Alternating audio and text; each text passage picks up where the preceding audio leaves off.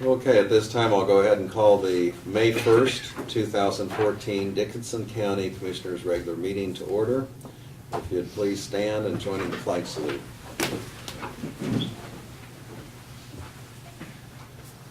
I pledge allegiance to the flag of the United States of America and to the republic for which it stands, one nation, under God, indivisible, with liberty and justice for all.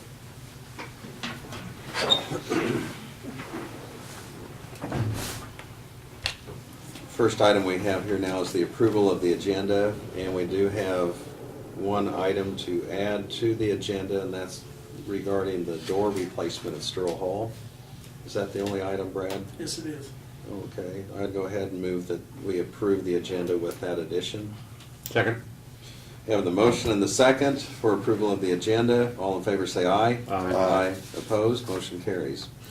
Next item is that of the consent agenda. This includes the minutes of April 24th, work session, and the regular meeting. Also includes wire payments of $6,867.37. So moved. I'll second. We have the motion and the second to approve the consent agenda. All in favor say aye. Aye. Aye. Opposed? Motion carries. We'll go ahead and move on to commissioner comments and committee reports. And so Craig, we'll go ahead and start with you. Yeah, well, I attended 3 meetings last week, but I'll just mention the one that I went to by myself at the North Central Regional Planning Commission. We met at Barnes, had lunch there, and it's about 38 houses. And the reason we stopped there, I didn't know what we did, that they've the housing revitalization, they've done about half the houses there, and you drive. We took a little tour through the town before we left, and you could see that the ones that have been revitalized. Then we went on to Blue Rapids, Sharp Manufacturing, which they make enclosed cargo trailers. They do it a little differently. They have seamless siding. They use a double-sided tape to put their aluminum on with. Started in 202, 2 brothers. The one brother got out in 206 and brought his wife in with him then, and they had about 19, 20 employees. Both of them worked for Titan before, and really kind of a niche market. They make about 32 different models of cargo trailers and stuff. Then we went on to Murraysville. I went to Landau Manufacturing. We stopped at Landau Lanes. It was a bowling alley that went into bankruptcy, and Landau had bought it and made it into they probably added, dining room and went in and really fixed it up. But anyway, Don Landau, we went to their, they call it Plant 50. I'm not sure, but where they make the tillage stuff. They employ a little over 1,000 employees. They were around 500 till about 206. They bought some other manufacturing lines out, but they have about 4 different companies. They make forklifts that can come in, so you can go down narrow aisles, and the deal turns so you can pick up stuff, so you don't have to be square with it. So you can, that goes to a lot of different places where you're for usage, but like I said, Don Landau gave the presentation. It's amazing. He would stop and, machine operator, laser operator, would know the person's name, where they come from. He said, well, let's go back here. So it's all touch screen and stuff, and he'd go back here and show it. But their precision, the one deal that I found interesting, they don't machine anything anymore because it's kept so precise they don't have to. The one fitting that they were putting in this hole, you put a point and then 6 zeros and then a 1. That's how tight it fit. But they employ people from out a 35-mile radius. Beatrice is close down. But they're having a 50th anniversary, the 30th of May, having a big celebration. But like I said, the son then went with us too, and the plant manager. They made some of the robotics. They built their own robots to weld and stuff. But they get 13 loads of steel in a week, It comes right from the factory. They don't pay for it till they use it. This factory we're in. If I asked him, one of the son and the plant manager, I said, well, you know, how do you determine if this is? He said, well, when you go out to this other end, we've got tractors out here. We go out and put our stuff, you know, and use it. That's the division we were in, and that's how we determined. You They know. use enough for manufacturers and will inventory Yeah. stock. Yeah. Oh, yeah. At their facility, you know. Yeah. But they ship all over the world. So, but really, like I said, I was really impressed with Mr. Landau. You know, he said he lived in 1950. They finally got electricity, and he was welding, and then, you know, at the end of the line, he couldn't weld from like 8 to 9 because, you know, or, you know, in the morning because people would be cooking, so the electricity ran out, and he only had certain hours he could weld. But really, really good job. And like I said, commissioners went to the City of Abilene Community Foundation. We met with the City of Abilene last night, and then we went to the Community Foundation banquet. That's all I have, Lynn. Okay, thank you. Yeah, last Thursday evening, we did go over to Junction City for I'm not sure we're calling it a regional county, where our surrounding counties have been getting together a couple times a year, and Geary County hosted it this time.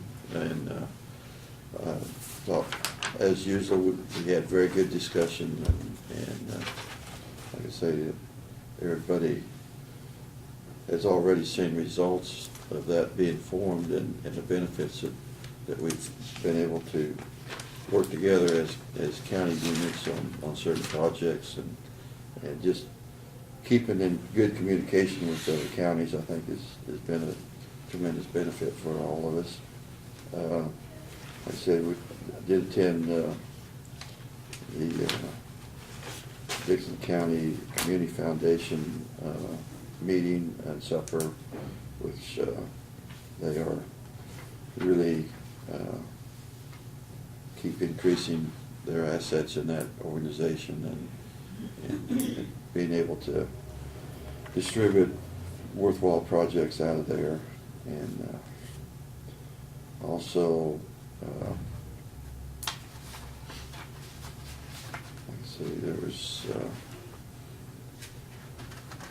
did attend the Dixon County Republican meeting the other night. And I guess that's about it. Okay. Kind of as it's been mentioned, I mean, there were several events that we did all attend, and on the Community Foundation really has quite an outreach in Dickinson County with the scholarships available, and Craig, you're also on the board of directors Yes. of that, and so we appreciate your work on that, and it's quite a success story for Abilene and Dickinson County. I guess it started out Abilene Community Foundation, and then it started reaching out into the county, and there were people saying, you know, we'd like to help in various areas, and so it has more of a district approach in that regard. The city-county meeting the other evening, I thought that was a very good meeting, and we did visit about the judicial building and what some of the future needs may be, and are there ways that we can find efficiencies and partnerships in working with the city. And I think they seem to take a lot of it under advisement and had an interest there, and so we look forward to visiting with them at a future date. While it was a partisan GOP meeting, I happened to attend, and Laverne did, and they brought in one of the directors from the state, and they just did a review of, I don't know, there were about 50 people in attendance, and they did a review of what some of the current particular issues were, and Representative Barker was there and was able to kind of listen to some local concerns, but anyway, they're closing things out down there at Topeka, and probably may be finished here in the next few days. So that was a good update. But that's pretty much. Oh, also this morning there was the National Day of Prayer, and so there was an event at City Hall, and and well-attended, a few hundred people at that event. Lynn, I was just laying over here and I forgot to bring it up, it was off the computer. We've been invited to the National Tourism and Travel and Tourism Week, the Abilene Rotary Club. Oh, okay. And invites us to attend their annual luncheon Friday, May 9th, from 11:45 to 1 o'clock. I'm sorry, I forgot.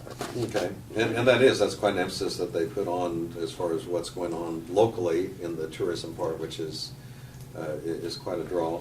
And I believe on that, they do request reservations, so we'll need to know, let Brad know. Yeah, it doesn't say anything here about it, but yeah, I'm sure it will. I think they'd just like to have an idea, just Yeah. so the caterer can factor that in, so. Okay, I think that's, any other reports or things to bring up?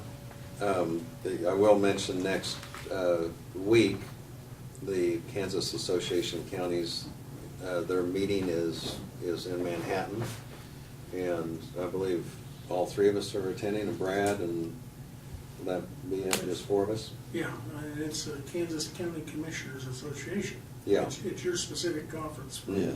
annual conference, yeah, or the KAC. And they moved that around, and like I say, this is the first year I've been it's at Manhattan. It's been at Wichita and Topeka, I think, before, but You don't have to use your MapQuest. You No, I can kind of do know that. Manhattan a little bit. Yeah. but anyway, and also I think we're all attending the pre-conference meeting too, so Correct. there won't be a board meeting next Thursday then. And so now we'll go ahead, and Brad, if you'll give us your report, please. Sure, number of items today since I was here last week, but we did receive some good news, encouraging news that our rates for health and dental insurance for employees for the upcoming year will decrease by 1.8%. Any decrease at all is always encouraging, but that's a positive one. John Holgren is in the process of trying to engage a couple nurses. We had one of our immunization nurses expecting, and she'll be out on maternity leave here in the near future. It just so happens it's at the busiest time of the year for immunizations, so what John is planning on doing is using a couple other nurses from the hospital off duty to contract with them, just whenever we need them on an as-needed basis.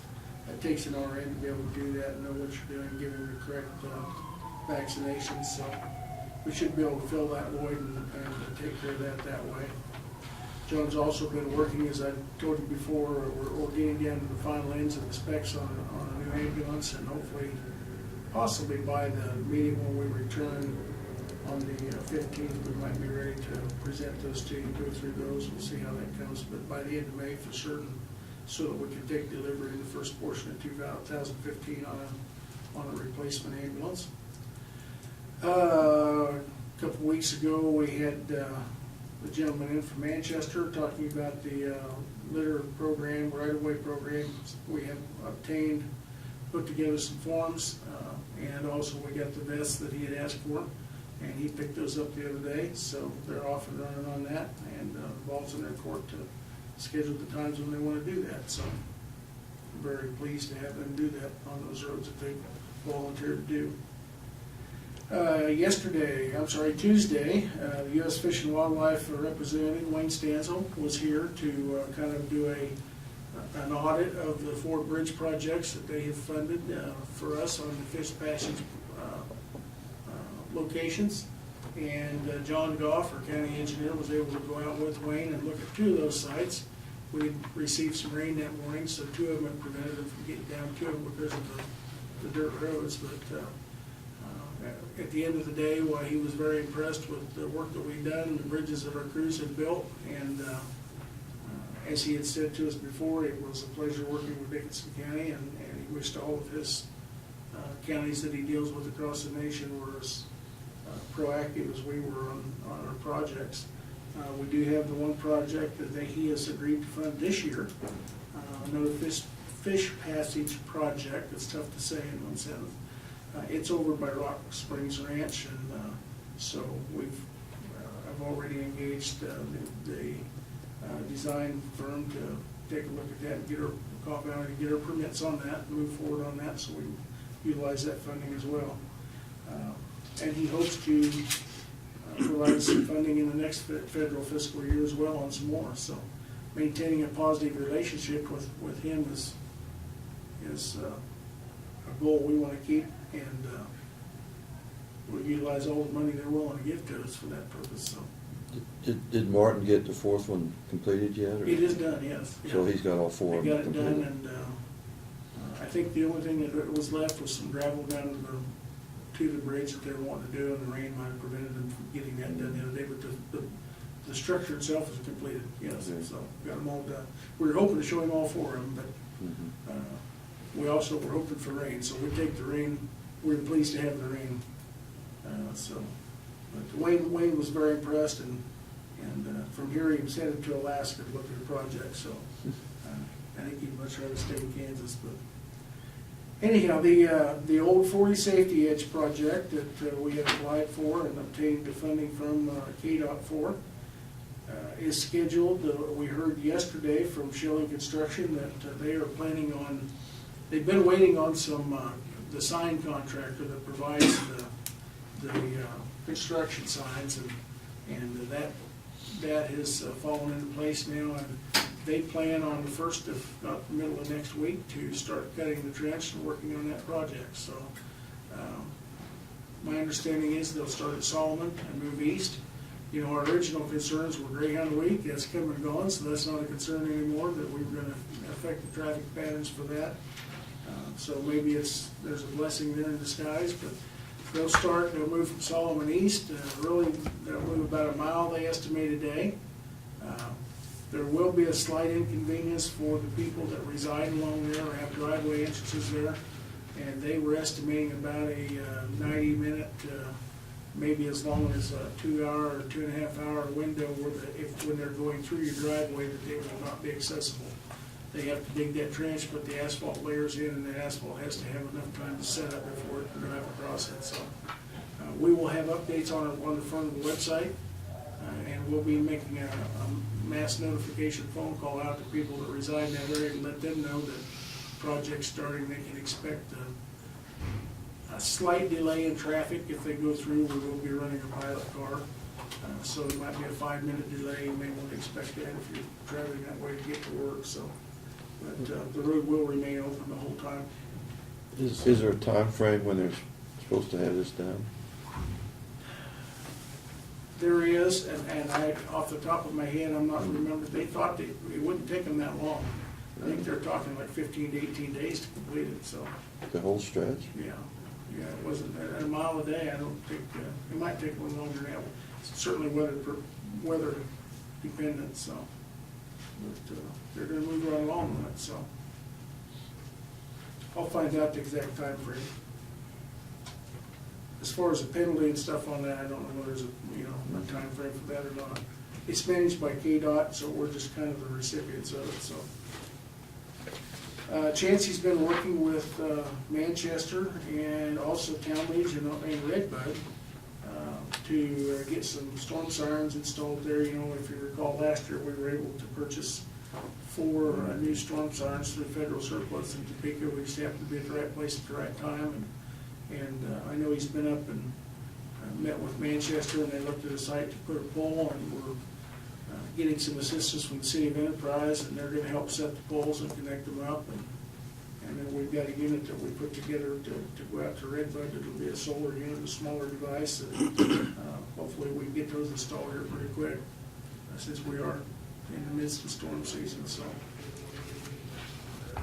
As far as employees, the 911 center, Russ has filled his vacant position, and that person will start on May 14th. We also, this week, have received a resignation from one of the data collectors in the appraiser's office.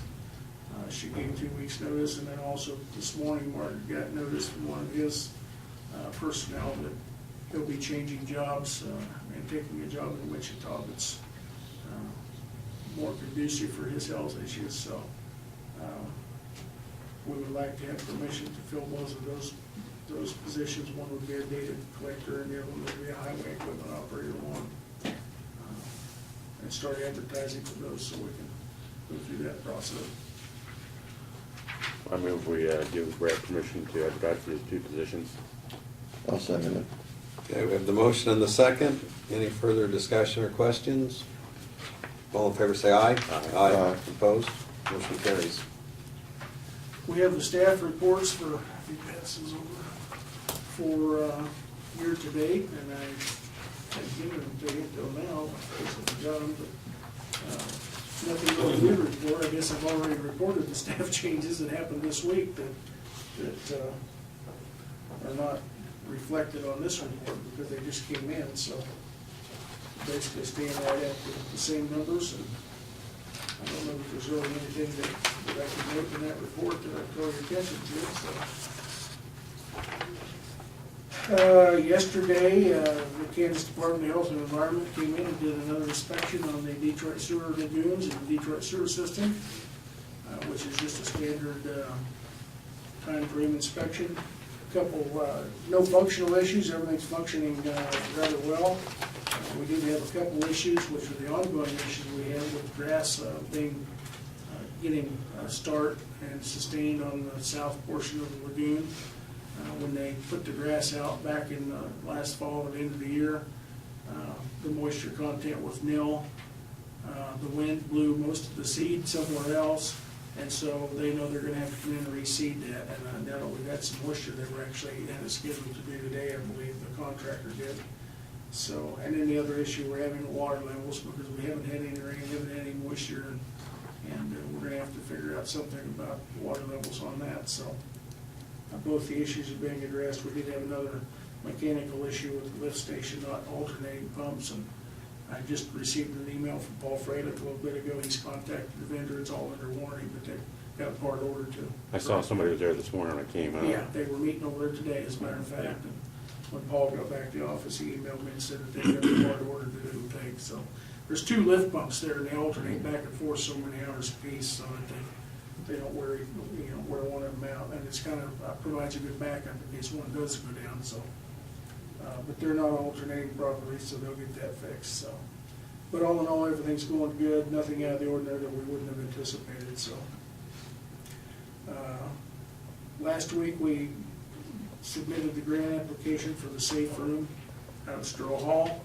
That was due in Friday to the Department of Emergency Management, Topeka, and by all indications, the information we've been told is that we should be approved. It's got to go through FEMA to get final approval, but the money's there, and the KDM representative is telling us that we should be funded for that. We should know something here in the next 30 to 60 days. So I'm glad to do that. The total amount of that, Chancey may have told you last week, but the total amount of that grant was $104,600, I believe. With a 75-25 split, we pay 25% of it, and that would provide the safe room that we are making dual function as restrooms as well out there on the north side of Straw Hall. So we're happily anticipating the response back on that application, so we get started on that. That'll be a good addition. That figure would include all the bathrooms installed? Yes, that's everything included. Yeah. Okay. If by some chance we feel that's enough, if we started out at 90,000 and the KDM people said, well, we've got a little extra money, why don't we up that to make sure you got enough to cover it? If it were to come in at 119,000, we would just have to cover the extra money on that. But for what we're building, the safe room and the enclosure, it's nothing fancy with some restroom, but we're hoping that will be enough to cover the expense. So. Let's see, we also have, been talking to the Fair Board. They had suggested some time ago that they would like to remove and replace the west door that's just to the south of the overhead door there on Star Hall. Currently, there's just a steel single entry door there. And they would like to replace that with a double glass door, similar to what's on the east end of the facility. The description they gave to me is that when you get that building closed, especially during fair time and other events, that west and south corner seems kind of like a dead area that nobody wants to use because it's a little dark, and I feel like by putting a glass door in there, that'll increase of course, it'll increase the light of view and access to that, but that'll make it a lot more marketable, a lot more usable for everybody that uses the facility, which I agree. And if they divide the building up for two different events, that gives a good entrance in and out on both ends. So we have obtained bids for that, and when we get to that portion, I can go through those with you.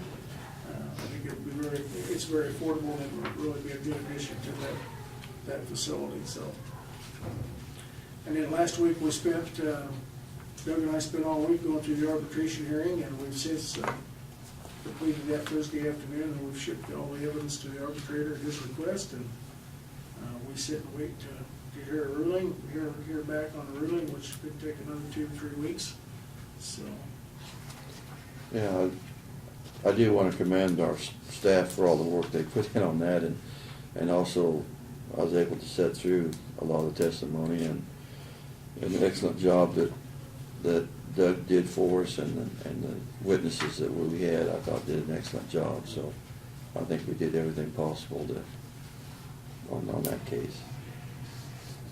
Thank you, Laverne. I can credit the staff. They were excellent.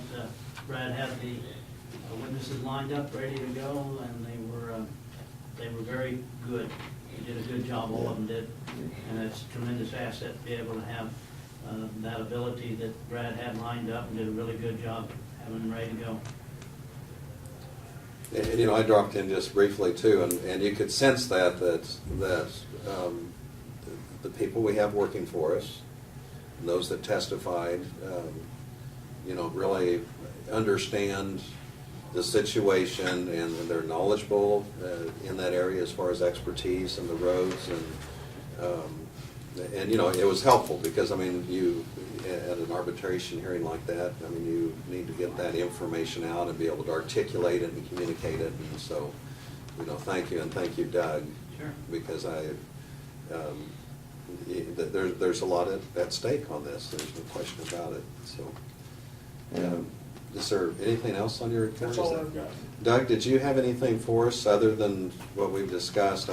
Not to put you on the spot, but I No. just didn't know if you had anything. The tax sale is, we're processing the papers through the various departments to verify addresses and do those things that we do to make certain that we have as much accurate information as we can as we move forward for the 2014 tax sale.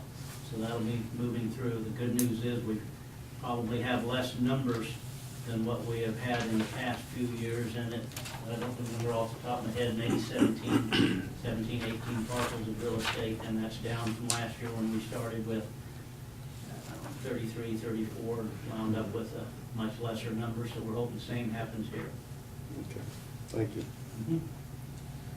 I'll go ahead and move on to notices and communications, and have a couple of things here. This is news that we have received regarding, this is from the Kansas Historical Society, and you might recall this letter is we have copied in on a letter to Mr. and Mrs. James Holland, and it's regarding the John W. Birchmore House, 1204 North Buckeye Avenue, Abilene. And it just says, we are pleased to inform you that the Birchmore House was listed in the National Register of Historic Places on April 7th, 2014. And so it is considered a historically significant property, and certainly fits well with the corridor there on Buckeye. We have some beautiful homes, but anyway, they did receive that particular notification. A couple of things I just wanted to follow up on, Brad, just to make sure, because I know you weren't here the other week, but I was visiting with Bill Clark and some others with the Flint Hills Regional Council, and they had sent us a letter, and of course we discussed that on whether we would be interested in joining that, and I know we've discussed it, so not to just go into a lot of detail on that, but I think since they had sent us a letter, they thought that there probably would be a formal reply, and my take on it, and either you or Craig, Laverne, you or Craig can jump in, but at this time, we respectfully decline to participate and might take it under consideration in the future, but for this year, That's my feeling. That's why I feel okay. too. Okay. So if you had sent them a letter, and I think it's just more of a formality as far as a courtesy, that they'd be informed, and I think they're changing their fee structure too, so It's going up. we can, yes. Yeah, Oh, my son-in-law said it was gonna go like, if it'd be 3,700, it's gonna go, for a county, it'd be about 7,000. I think that. Yeah, I think that's. Increasing their rate, so, and we hadn't received official on that, but I had read Right, yeah, that that's- somewhere. And my Judd wasn't sure at all, but he said that was, But when we go through our budget for this next year, I mean, we can certainly bring it up for discussion if there's any thoughts towards being a part of the region. And I appreciate what they do, and I know some of our cities in the county are participants. The other thing I was just going to follow up on, Brad, we'd received a letter from a lady, and is in regards to the appeal procedures and for the appraiser's office, and I just wanted to make sure, because she had just raised a couple of issues, and I think there are the guidelines to go through, but I want to make sure that you had discussed it with Bruce, or were aware of it. Okay. I was gonna reply back to her. I've sent her one response from the previous letter. Okay. And that she needs to follow through the guidelines that are provided. Mhm. So we'll get that sent to her, so. Well, and I meant to ask you earlier, because, I mean, I was 99.9% sure that you had received the information, but another letter we received, and this was from Barton County, the clerk there, and it's just to advise us that the 4th District County Clerk, Don Cates, died tragically in an airplane crash near Garfield, Kansas, early yesterday afternoon. And so we're sending a letter of condolence, or card of condolence, so that was to advise us of that. And he was from Barton County? Yeah, it's commissioner. Yes, is the commissioner. Yeah. The clerk advised us, but it was the Right, but it 4th was the District County Commissioner. Okay. I knew what I wanted to say, or if I said it wrong, I'm glad you corrected me. And we have another letter, this is from the Department of Health and Environment to the Dixon County Commissioners. They have extra tape on this, so that really, I guess it's so it wouldn't slide on this window, so it can get delivered. This is a public notice regarding the proposed Kansas water pollution control permit for ag and related waste, and authorization of discharge under the National Pollutant Discharge Elimination System. I guess I could have said NPDES, and that would have covered that, but we have that notification. And let's see, the property that involves for Dixon County this is on the Daniel Scanlon property, Scanlon Farms, 2410 Indy Road. And I believe that's the only one for, and of course, they send these out to all of the counties. Anytime there's a property in your county that they need to issue the information as far as, and so this will be the notice of what we need to forward to the clerk. The only other item I had here, and I probably could have given this in the reports, but I'll go ahead and give it now. And this was our Dixon County Treasurer Leah Hearn. They had a commercial motor vehicle informational meeting, and of course that took place yesterday, or 2 days ago at the courthouse here. And I attended part of the meeting, and it really was interesting, and they gave an update. The fellow that was a presenter used to be with the Kansas Highway Patrol, and of course their emphasis is not to just create extra regulation, but to make our roads safer and make people aware of the safety regulations, and it had specifically to do with commercial trucks. It was well attended. I mean, there must have been 30 or 40 people there, and they fielded questions from the audience. There's so many individual situations as far as people with commercial trucks, and it has to do with the weight, whether you need a CDL. Of course, a lot of times people come in to the treasurer's office, and since they handle the motor vehicle taxation part, you know, they field those questions and handle those questions. And so it really gives you an appreciation for what they do on that. And, you know, it can make a difference on the size of truck you have and if you're hauling a trailer and the weight classifications and so on. Also, the treasurer from Clay County, and I believe one of the other counties was in attendance on that, as well as there were some people from surrounding counties that came in.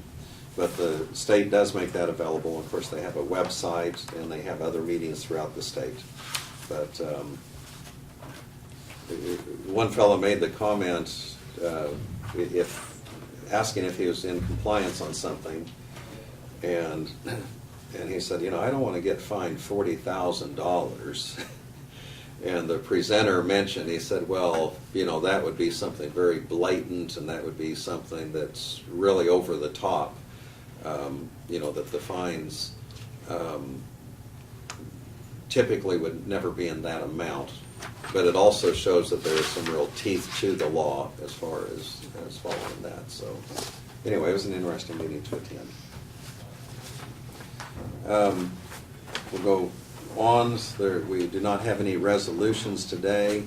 The two items of business, we have to authorize the commissioner to sign the payroll for May 9th. And